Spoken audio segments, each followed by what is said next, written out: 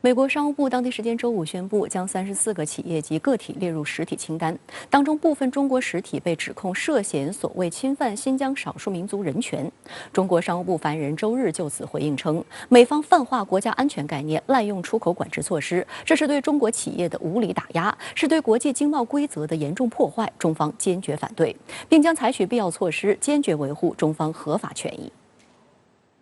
根据美国商务部工业与安全局周五发布的公报，此次被列入实体清单的34个外国实体中，有中国实体23家，其中14家被美国商务部无端指控为涉嫌所谓新疆人权压迫，其中就包括智能安防产品服务提供商新疆汤力科技有限公司。该清单将禁止美国公司在未获得美国政府许可的情况下，与所列出的特定企业开展业务。周日，中国商务部发言人就相关问题应询时表示，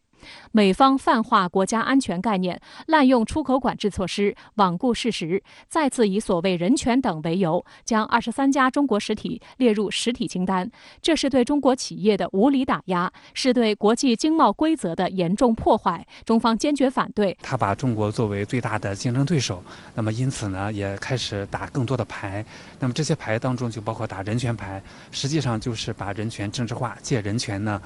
对其他国家，特别是中国进行抹黑，进行打压。那么实际上呢，是将美国法凌驾于国际法之上，动不动的就搞美国法的域外适用。美国商务部还曾在今年6月24日以所谓强迫劳动将5个中国实体列入实体清单。此前，美国还对进口自新疆的棉花、西红柿及部分太阳能产品实施了禁令。美国、欧盟、英国和加拿大都宣布因新疆问题对中国部分官员实施了制裁。而中国也已经采取实质性行动予以反制。有分析指出，中国在上月出台了反外国制裁法。面对此次美方再次实行长臂管辖，中方将如何运用法律武器实施反击和反制，值得观察。那么这部法律呢，是最新的反对国外单边制裁的这个国家级的法律，那么是最高位阶的这个国内法。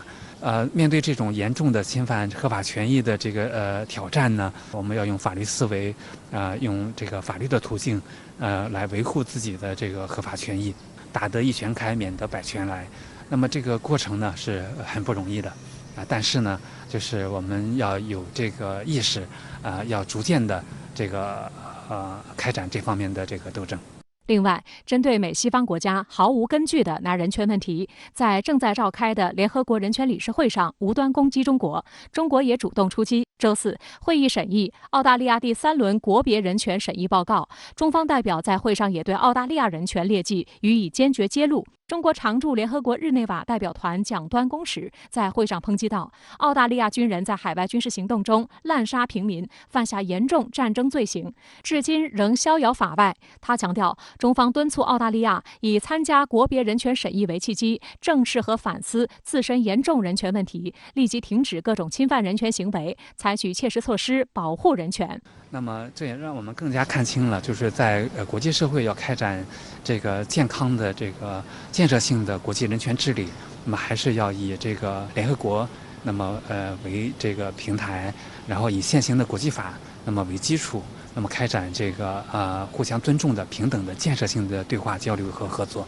另外，欧洲议会周四再以所谓人权问题通过涉港决议，公然干涉中国内政和香港事务，诋毁香港国安法，鼓动欧盟成员国对中国政府官员及香港特别行政区政府官员实施制裁。中国驻欧盟使团发言人就此回应称，欧洲议会有关决议颠倒黑白，公然违背国际关系基本准则和法治精神，粗暴干涉中国内政，并坚决反对欧洲议会将体育运动政治化。国务院港澳办和香港中联办也分别于周5和周6发表声明，就欧洲议会周4通过涉港决议一事表示强烈不满，并予以严厉谴责。香港特区行政长官林郑月娥周日批评欧洲议会此番操作乃霸权行径，自曝其短。北京语言大学国别和区域研究院学术院长黄静告诉深圳卫视记者，欧洲议会此番表态是一种政治表演，目的是为了在国内捞取选票，占据所谓的道德制高点。这种做法不仅可笑，更是卑劣。问题在于，第一，你对我的批评完全不是站在事实的立场上说话，你对我是一种妖魔化的一种可以说造谣生事的，而你自己呢也没有做好所以呢，就是我认为是双重的违反人权上应该做的事情。第一，你自己是人权的违反者；第二，我做的是件好事情，是为了保护人权，而你对我进行一种不切实际的批评，那你做的目的是为了什么呢？